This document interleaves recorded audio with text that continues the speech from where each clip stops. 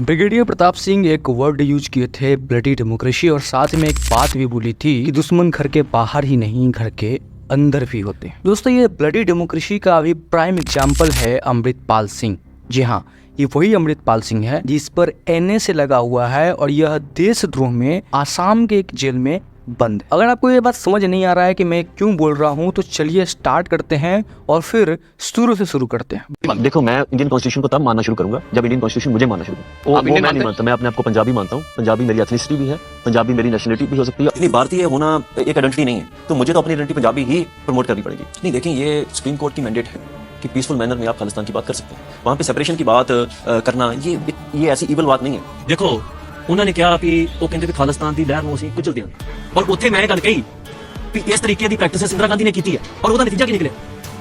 ਹੁਣ ਇਹ ਗੱਲ ਜੇ ਰਿਪੀਟ ਮਿਸਟੇਕ ਕਰਨੀਆਂ ਨੇ ਗਵਰਨਮੈਂਟ ਨੇ ਦੁਬਾਰਾ ਇਹੋ ਜੀ ਤੇ ਵੈਲਕਮ ਹੈ ਉਹਨਾਂ ਨੂੰ। ਇਸ ਗੱਲ ਨੂੰ ਕੋਈ ਥ੍ਰੈਟ ਦੇ ਰੂਪ ਚ ਲਵੇ ਜਾਂ ਕੋਈ ਰਿਕਵੈਸਟ ਦੇ रूप चलाए, उन्होंने कहते हैं इंटरप्रेट करना नतीजा। बात है 2012 की, जब अमृतपाल सिंह दुबई जाता है और ठीक 10 साल बाद यानी कि 2022 के सितंबर में भारत वापस लौट जाता है। और वही सितंबर में ही इसको वारिस दे पंजाब नामक एक पार्टी है पंजाब की, उसका हेड बना दिया जाता है। मतलब इसको एक संयोग कहें या कुछ और कहें कि दुबई से आते ही मात्र 10 दिन के अंदर में एक पार्टी को इसको हेड बना देना, फिर इसके बाद से इसका जो असली रंग है वो आना स्टार्ट होता है। और इसका एक एग्जाम्पल भी सामने आया। बिहारीपुर एक गुरुद्वारा है जिसमें ये और इसके समर्थक के साथ वहां पर जाता है और वहां तोड़ फोड़ करता है। आप वीडियो में देख सकते हैं कि इसके समर्थक सोफा को कैसे इधर से उधर कर रहे हैं और तोड़ फोड़ कर रहे हैं। फिर इससे कुछ टाइम बाद ही यानी कि 13 सितंबर को जालंधर के एक गुरुद्वारा में तोड़ फोड़ की घटना सामने आती है। इसके बाद टाइम बीतता जाता है और फरवरी में इस पर किसी के साथ ड्रग को लेकर के मारपीट का आरोप लगता है और फिर थाना में इसके खिलाफ FIR दर्ज की जाती है। अजनाला थाना जहाँ इसके ऊपर FIR दर्ज की गई थी, उसी थाने पर ये अपने समर्थकों के साथ हमला करता है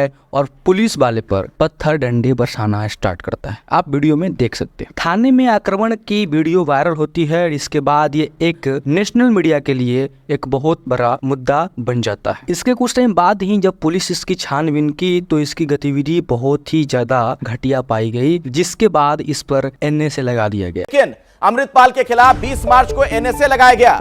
ये एक अभी बड़ी खबर आपको हम दे दें, अदालत ने अमृतपाल का गैर जमानती वारंट भी जारी किया है। NSA लगने का वजह ये था कि इस पे आरोप ये था कि ये पाकिस्तान की जो खुफिया एजेंसी है ISI, इसका एक ये मुहरा है और इसे जॉर्जिया में ट्रेनिंग दी गई थी आतंकवाद की। Punjab cops are likely to charge him under the stringent National Security Act. Police have said that there is enough evidence of ISI links of foreign funding, that money was sent from abroad to fuel all of the violence that Amritpal Singh। इसके बाद से यह Dubai होकर के वापस भारत आया था और भारत में सांप्रदायिक दंगा भड़काना, पाकिस्तानी फंडिंग द्वारा तथा ड्रग सप्लाई करना और भी बहुत कुछ इस पर संगीन आरोप लगे थे। इसके बाद इस पर एक टेररिस्ट ऑर्गेनाइजेशन जो कि भारत में बैन है, उसके साथ काम करने का भी आरोप लगा था। ये सब देखते हुए इसको अरेस्ट करने की जब प्रक्रिया शुरू होती है, एक जगह से दूसरी जगह भागता हुआ दिखाई देता है और पुलिस को कुछ टाइम तक दौड़ाता है और गुमराह करता है। फिर कुछ टाइम बाद इसको